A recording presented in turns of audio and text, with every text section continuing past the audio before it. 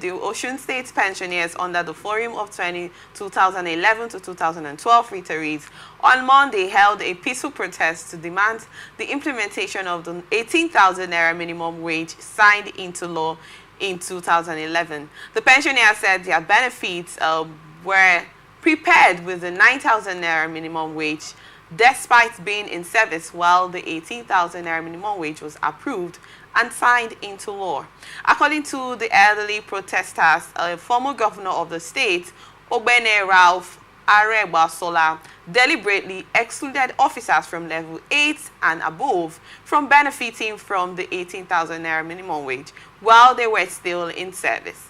Speaking on this account, Comrade Yemi Lawal, the leader of the group, said subsequent governments have failed to address their demands despite a court order. According to Lawal, the state government has been mandated by the courts to pay the pensioners their arrears using the 18,000 naira minimum wage template. We were in the service in March 2011 when 18,000 naira was signed into law by former Governor Ralph Aregbasola for Osun workers. Aregbasola then said 4 officers from grade level 1 to 7 would begin to enjoy the new minimum wage from March that same year, and he compiled and paid arrears, he said. However, he said senior officers from level 8 and above would start getting the 18,000 naira wage by August 2011, but he did not implement it. The amount we're actually talking about here, is it supposed to be a reason to make protesters, get elders, retirees, get into the streets to protest over a minimum wage of since 2011? Let me be very fair with you. I think that's why you will permit me. It's out of a deep thought, long thought, that I came to the position of calling most of our leaders majority criminal-minded, self-imposed political opportunists in the name of leaders in Nigeria. And I'm very serious about it. Most of them, they have no business with leadership. They are in power. They want to grab power. Not for the good of the people. It is on record that nobody steals power and use it for the good of the people. True. So, if these people could just have that modicum of sense that it is a cause for them, that elders, weak citizens who in sinner crimes are protected, are going out to protest. And this protest is an indication of, most of them have died. And they lost clearly, yes, clearly avoidable circumstances, majority of them have died. If these so-called leaders know the consequences, that's the cost they are bringing upon themselves. It's like when a young man, for whatever reason, I was just talking to a young man a few days ago, for whatever reason you have disagreement with your parents and you raise your hand on your parents, it's a curse. It doesn't matter what. You raise your hand on your parents, it's a curse that only God can help you to reverse. And if you know, Nelson Mandela said something very instructive long ago, before he died. He said the more informed you are, the less aggressive and, how did he put it? The less aggressive that you become. That's the more informed you are. You become less aggressive. Because knowledge will humble you. These are people who serve the state, put in several years, some 30, some, very independent. And then they are finished their service. And those who are their children are punishing them. They are using whip, kuboku, to flog them financially. Well, it's a different kettle of fish altogether. Because as I'm sitting here, working for somebody is out of my agenda. I told you some time ago, my dad was a millionaire, but he didn't go to school. I'm still researching on him, and I'm trying to find a way out. It's unfortunate that you have majority of people who are victims of what we call poison in replacement for their future. You know, when they are paid salaries, salary is like a poison that you are given to forget your future or your purpose of living. So if majority of these people, if they have known their purpose, some of them will even retire early enough and go into something. But it's so sad. But I will tell you clearly, my mind is that my heart is with these our parents who have retired. How much is that in the light of current economic realities, if I may ask? Is that up to a barrel of oil? So you only realize that it is sheer wickedness. Do you know nobody knows the salary of a governor? In Nigeria, nobody knows.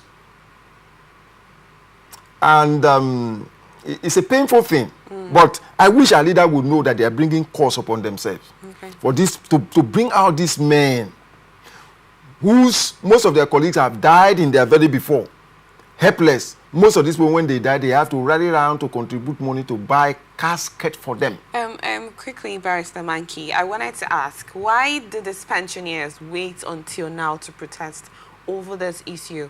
Like they said, yes, till 2011, they have actually made this known to the governor, Ralph Abe Bashola. Yes. Now look at it. And it's up till how many years up till now? Why did they not speak up? Why have they not been expressing themselves all this while? Yes, it could be that they have actually written to the state government and made appeal and all of that. But my question is, why did it take so long for them to make this protest? No, you won't understand it.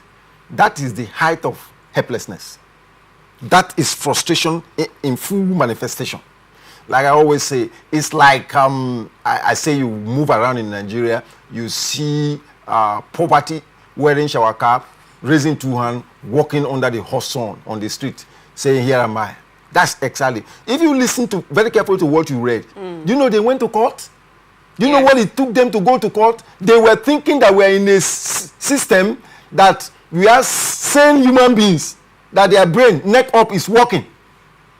But we have men and women who are controlled by what is between their legs rather than what is, between their ears. That's what we have. So now that the law has failed, I told you some time ago equally that once the judiciary is captured, the only way forward is revolution. No other way. Because if you know the power of the judiciary, and now the judiciary in Nigeria has been captured. So the executive now, the judiciary is now part of the executive. So they are now using the judiciary as a vent to give color or legality. Look, what will happen in this country will shock these our leaders. It will shock them. I can assure them that. Is it not the country that they occupied in 2012? Brought Jonathan down? Wole Soyinka, Tunde Bakare. Do you name them? Come on, they are joking. I keep telling you, I say we joke too much here. We joke too much because what goes around comes around. One day, now that the law has failed them, that's why you see these old men now coming out. If we have people who have sense of responsibility, once you hear court and that court has given a pronouncement, your Attorney General will even ask you, I have been in this state, a former Attorney General of this state declared at an NBA conference held in Port Harcourt here that nobody has the right to question the governor how he spent the state's money. Come on. That's madness as far as I'm concerned. That is how aimless. These are the people you have within the corridor of power. And that's supposed to be the chief law officer of the state.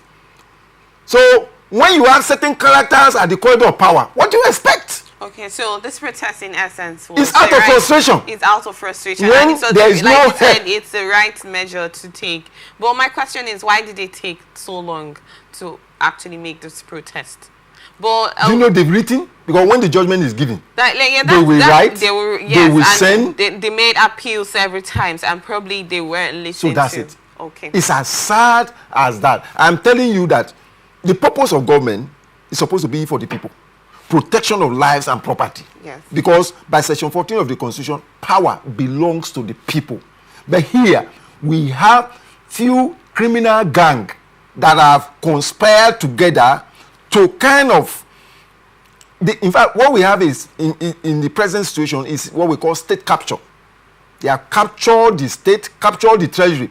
That's why you can see an evident criminal mind who want to control the state treasury, and there are people backing him, human beings backing him, that he has right to control the state treasury, even though he's not the governor of the state.